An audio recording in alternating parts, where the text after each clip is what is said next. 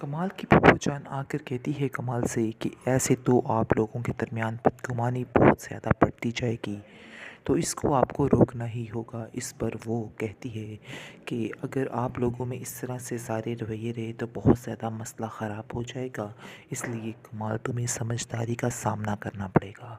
ऐसे तो काफ़ी मुश्किलात हो जाएंगी और मैं नहीं चाहती कि तुम्हारी शादीशुदा ज़िंदगी में कोई भी मुश्किलात हों और तुम्हें कोई भी परेशानी का सामना करना पड़े।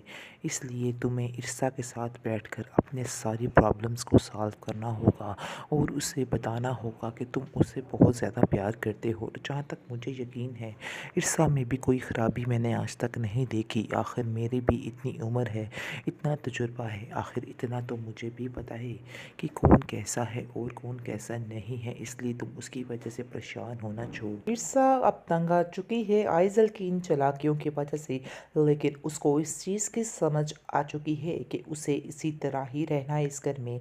लेकिन उसे कहीं ना कहीं यकीन है कि एक दिन कमाल उसका होकर ही रहेगा, यानी कि सारा कुछ उसके अंडर ही होगा।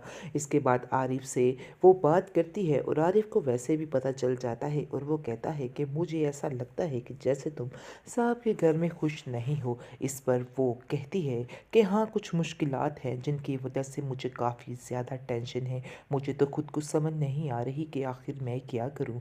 आगे से वो समझाता है कि मैंने बड़ी ही मुश्किल से तुम्हारा रिश्ता उधर करवाया था और मुझे यकीन है कि तुम कोई भी मसला क्रिएट नहीं करोगी, बल्कि बड़ी समझदारी और अक्लमंदी के साथ उस घर में रहोगी और रह कर दिखाओगी। बाकी आइज़ल को छोड़ो, उसकी शादी हो जाएगी, वो इधर से चली जाएगी, इसलिए तुम्हें परेशान होने की कोई भी ज़रूरत नहीं है। एपिसोड में आप देखेंगे कि कमाल को इस चीज़ पर काफ़ी ज़्यादा बुरा महसूस होता है कि उसने अपने पैसों का बंदोबस्त, यानी कि पैसों का बंदोबस्त आइज़ल से क्यों करवाया। उसको इस चीज़ की काफ़ी ज़्यादा तकलीफ़ है।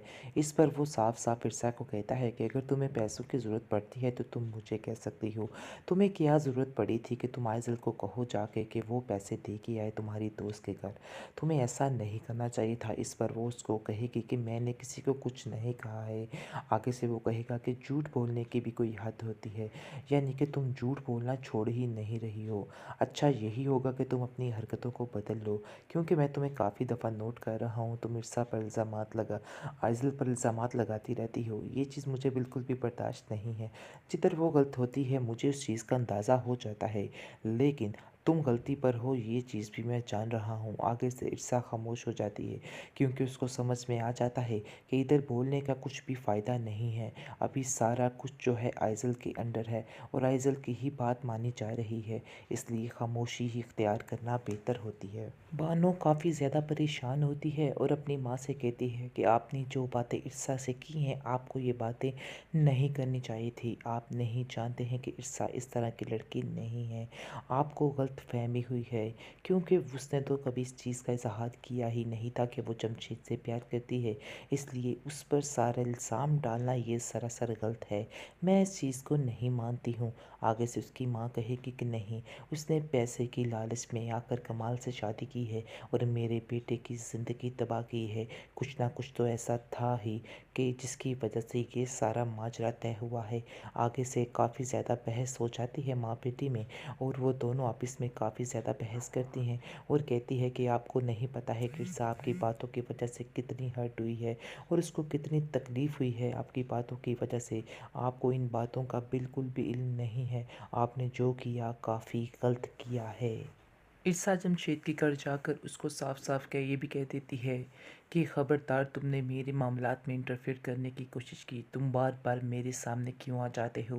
आगे से वो कहेगा कि वो महज एक इत्तेफाक था, मैंने जानबूझकर ऐसा कुछ भी नहीं किया है। जिस पर वो कहती है कि ऐसे तुम मुझे देख रहे थे तो बिल्कुल शक हो जाना था कि मैं तुम्हें जानती हूँ। आखिरकार वो तुम्हें जानने लग जाएगा। आगे से वो कहता है कि ये हकीकत कल को तो खुलनी है, अच्छा है कि आज ही खुल जाए तो बेहतर है। आगे से ईर्षा कहती है कि इसका मतलब है कि तुम मेरे घर को ख़राब करना चाहते हो, इसके अलावा तुम्हारा और कोई भी प्लान नहीं है। जिस पर वो कहता है कि तुमने अपना घर खुद ख़राब किया है, मैं इन बातों का ज़िम्मेदार नहीं हूँ। जो कुछ होगा तुम्हारी ज़िंदगी में तुम्हारी मर्ज़ी से हो रहा है। आइज़ल ने बड़ी ही चालाकी के साथ सुनकर सारी बातें रकम जो है वो जमशेद के घर दे आती है, जिसकी वजह से वहाँ जाकर कहती है कि ये सारा कुछ उसने इरसा नहीं भेजा है। जिसकी वजह से इरसा को जैसे ही पता चलेगा इस बात का कि ये सारा माजरा जो है आइज़ल करके गई है, तो उसको काफ़ी ज़्यादा हैरानगी होगी और उसको समझ आ जाएगी कि ये इरसा उसकी यानी कि आइज़ल की एक और चाल है, जिसकी वजह से वो काफ़ी ज़्यादा परेशान हो जाती है कि आखिर अब वो नया क्या तमाशा खड़ा करने वाली है। उसको कुछ समझ नहीं आती है। वो अपनी दोस्त को कहती है कि तुम्हें नहीं पता था कि उससे मैंने किसी को इस बात का नहीं पता था, इसका मतलब है उसने मेरी बातों को चोरी से सुना है और फिर ये सारे पैसे दे के आई है। वो मेरी मर्ज़ी से पैसे नहीं दे के आई, आप लोगों को उसने नहीं दी हैं, जिसकी वजह से काफ़ी टेंशन हो सकती है। तुम नहीं समझती कि आइज़ल मुझे वहाँ से निकलवाने के लिए क्या क्या हरबे इस्तेमाल कर रही है, और अब उसने जमशेद का हरबा पकड़ लिया है, यानी कि हर बात पर मुझे इसका ही ताना मिलेगा। देख लेना, मैं घर जाऊँगी और मेरा क्या हश्र करेगी। वैसा ही होता है। जैसे ही वो घर जाती है तो वहाँ पर उसकी मुलाकात होती है आइज़ल के साथ, और आइज़ल को कहती है कि तुमने क्या हरकत की है। आगे से वो कहेगी कि ये बात मैं तुमसे पूछूं कि तुम क्या हरकतें कर रही हो तो तुम्हें कैसा लगेगा, क्योंकि तुम्हें इस बात की ज़रूरत है। तुमने बहुत गलत किया है मेरे बाप के साथ, उसको पागल बना रही हो, बेवकूफ़ बना रही हो सिर्फ पैसे हथियाने के लिए। आगे से वो कहती है कि नहीं, ऐसी कोई बात नहीं, मेरी दोस्त को इन पैसों की ज़रूरत थी। आगे से आइज़ल कहेगी कि मैं बड़े ही अच्छे तरीके से जानती हूँ कि दोस्त को या जमशेद को इस पैसों की ज़रूरत थी। मैं सारी बातें तुम्हारी सुन चुकी हूँ। दिल तो मेरा यही है कि मैं तुम्हारी सारी बातें खोल कर बाबा को बताऊं, ताकि तुम्हें दिक्कत देकर इस घर से बाहर निकाल दें। आगे से वो कहेगी कि नहीं, तुम ऐसा नहीं करोगी। आगे से वो कहेगी कि फिर तुम्हें खुद इस घर से बाहर निकलना होगा, क्योंकि मैं तुम्हारा वजूद इस घर में बर्दाश्त नहीं कर सकती हूँ। जिस पर वो कहती है कि ये ऐसा तो हरगिज़ नहीं होगा, मैं कभी भी इस घर से बाहर नहीं निकलूँगी, क्योंकि मेरा इससे कोई ताल्लुक वास्ता नहीं है। मेरी दोस्त को ज़रूरत थी पैसों की, इसलिए वो बात कर रही थी। आगे से वो कहती है कि ये वही लड़का है ना जिसका एक्सीडेंट हुआ था, तो तुम भागी भागी उसका पता लेने चली गई थी। आखिर क्या वजह थी? आज सारा ये पोल खुलकर ही रहेगा। आप देखेंगे कि बात बात पर उसको ब्लैकमेल करती है और कहती है कि तुम्हारी इस बात का जैसे ही मेरे बाप को पता चलेगा, वो तुम्हें दिक्के देकर इस घर से बाहर निकाल करेगा। ये बात अपने दिमाग में बिठा के रखना।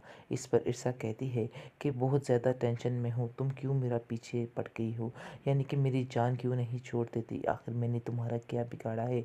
इस पर वो कहती है कि बिगाड़ा तो कुछ नहीं, लेकिन बहुत कुछ बिगाड़ रही हो और बिगाड़ने की कोशिश कर रही हो। तुमने मुझे चैलेंज करके बहुत ही गलत काम किया है। तुम ये बात अपने दिमाग में बिठा के रखो, क्योंकि मुझे चैलेंज करना कोई आसान काम नहीं है। अब मैं तुम्हें इस घर से जैसे धिक्के देकर बाहर निकालूंगी, तो फिर तुम्हें जाके समझ आएगी। आगे से वो कहेगी कि मेरा तो और कोई ठिकाना भी नहीं, तुम ये बातें ऐसे मत करो, प्लीज़ अपने दिल में जो बातें हैं वो सारी निकाल दो। मैं सब कुछ भूलने के लिए तैयार हूँ जो कुछ तुमने किया, और तुम भी भूल जाओ और मुझे एक्सेप्ट कर लो। आगे से वो कहेगी कि नहीं, मेरी ज़िंदगी में तो ऐसा हरगिज़ नहीं हो सकता, मैं तुम्हें एक्सेप्ट नहीं करूँगी, मैं कभी भी तुम्हें अपनी मामा की जगह नहीं दे सकती। आगे से इरसा उसको कहेगी कि अपनी माँ की जगह बेशक ना दो, लेकिन मुझे कमाल साहब की बीवी की हैसियत से ही इस घर में रहने दो और वही रिस्पेक्ट दे दो। मैं तुम्हें तुम्हारी माँ होने का तो नहीं कह सकती कि, लेकिन एक अच्छा दोस्त तो हम लोग बन सकते हैं। आगे से वो कहेगी कि नहीं, ऐसा सारी ज़िंदगी नहीं हो सकता है, मैं अपनी माँ की जगह किसी के साथ शेयर नहीं कर सकती हूँ। वैसे भी मेरी मर्ज़ी ही नहीं थी कि मेरी बाप की किसी के साथ शादी हो, क्योंकि मैं अपनी माँ की जगह किसी को नहीं देना चाहती। इसलिए बस तुम यहाँ से चली जाओ, वरना तुम्हें इस कदर ज़लील करके इस घर से बाहर निकाल करूँगी कि तुम सारी ज़िंदगी याद रखोगी और पछताती रह जाओगी कि तुमने मेरी बात को क्यों नहीं माना है। इसलिए बेहतर यही है कि खुद ब खुद यहाँ से चली जाओ। ट्रॉमा से ऊपर किस एपिसोड में आप देखेंगे कि कमाल जो है वो काफ़ी ज़्यादा अहमियत देना शुरू हो जाता है ईर्षा को, लेकिन कहीं ना कहीं वो सासे कमतरी में मुबतला होता है कि वो उम्र में उससे काफ़ी ज़्यादा छोटी है। इस पर उसकी फूफो उसको समझाती है कि ये बातें अपने जहन में मत लाओ, अपने जहन से इस तरह की बातों को निकाल दो, इन बातों का कोई भी फ़ायदा नहीं है। अब वो ये समझो कि तुम्हारी बीवी है और ये बात तुम्हें अपने जहन में रखनी पड़ेगी, जिसकी वजह से कमाल जो है वो काफ़ी तसल्ली में आ जाता है। आप देखेंगे कि जैसे ही उसकी फूफो उसके घर में कुछ दिन के लिए रहने के लिए आती है, क्योंकि आइज़ल ने तो उसके दिमाग में डाला होता है कि ये लड़की ठीक नहीं है, लेकिन जैसे ही वो इन दिनों रहेगी ईर्षा के पास तो उसको अंदाज़ा हो जाएगा कि ईर्षा बहुत ही अच्छी लड़की है, और इस तरह से हर बात में वो ढाल बनकर खड़ी हो जाया करेगी ईर्षा के लिए। और ईर्षा को भी अपनी फूफो की वजह से काफ़ी सपोर्ट मिल चुकी है, और वो बार बार उसको कहती हैं कि तुम्हें कमाल का ध्यान रखना होगा, ये बात ध्यान रखना, और तुम दिल छोटा मत किया करो आइज़ल की बातों पर। वो अभी बच्ची है, बच्ची तो खैर तुम भी हो, लेकिन तुम्हें अब इस बातों का ध्यान रखना है। लेकिन तुम्हारी इस घर में जो हैसियत है वो तुम बड़े अच्छे तरीके से जानती हो। आगे से वो कहती है कि कमाल तुमसे बहुत ज़्यादा प्यार करता है और तुमसे मज़ीद करेगा, लेकिन तुम्हें उसकी हर बात का ख्याल रखना होगा और आइज़ल की छोटी छोटी बातों को इग्नोर करना होगा। इग्नोर किए बगैर कुछ भी नहीं हासिल हो सकता है। जिस पर वो कहती है कि फूफू जान, मैं आपकी सारी बातें समझ रही हूँ और मैं आपकी बातों पर ज़रूर अमल करूँगी।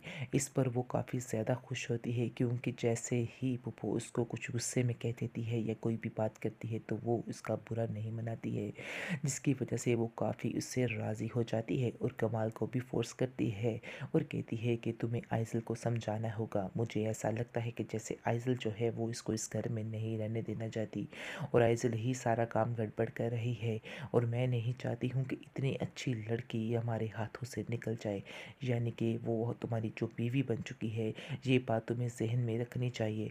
वो तुमसे काफ़ी ज़्यादा प्यार करती है और तुम्हारा ख्याल इतना रखती है, और तुम्हें भी इस चीज़ की कदर करनी चाहिए। आगे से कमाल कहता है कि मैं उसकी बहुत ज़्यादा कदर करता हूँ, बहुत इज़्ज़त देता हूँ उसको, इसलिए तो उसकी हर बात मानने को तैयार हूँ। आगे से वो कहती है कि नहीं, इसके साथ साथ तुम आइज़ल को भी पूरा पूरा वक्त दो, ताकि आइज़ल को महसूस ना हो कि वो अकेली रह चुकी है। इस पर वो कहता है कि आइज़ल की अपनी जगह है और ईर्षा की अपनी जगह है।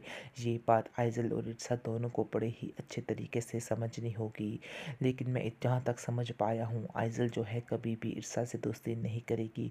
उसने कहा तो है मुझसे कि वो ईर्षा को दिल से कबूल कर चुकी है, लेकिन मुझे पता है कि ये इसमें कोई हकीकत नहीं है। वो उसको दिल से कबूल नहीं करती है और ना ही अपना कुछ मानती है, क्योंकि मैं जानता हूँ कि वो अपनी माँ से बहुत ज़्यादा प्यार करती है और अपनी माँ को आज तक भूल नहीं पाई है। जिस पर उसको कहती है ईर्षा कि आप फ़िक्र मत करें, आहिस्ता आहिस्ता सब ठीक हो जाएगा। मैं आइज़ल के दिल में भी अपनी जगह बना लूँगी। हाँ, मैं जानती हूँ कि उसको माँ का प्यार तो नहीं दे सकती, लेकिन अपने दिल में, उसके दिल में अपनी जगह बना कर ही रहूँगी। मुझे यकीन है इस चीज़ का, एक दिन आएगा जब वो मुझसे बहुत ज़्यादा प्यार करने लगेगी।